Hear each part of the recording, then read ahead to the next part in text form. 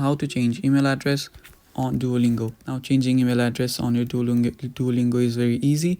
So before moving on with that, if you're new to our channel, go down below and hit the subscribe button, and don't forget to press the bell icon so you don't miss out on our upcoming videos. Now let's go. First, what you need to do is open up your Duolingo and then go to this face-like looking icon. After you go there, your profile will open up. You can check it out and then tap on the gear icon on the top right. After you do that, what you need to do is you need to click on profile. After you click on profile, you can see your email option right there. You can go down below and then just change it to the one you want.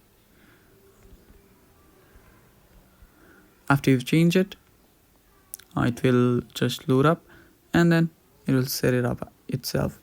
After you do that, you can check that your email has been updated, press on done, and then you're good to go. So that is all for the video, guys. Thank you for watching. Stay tuned.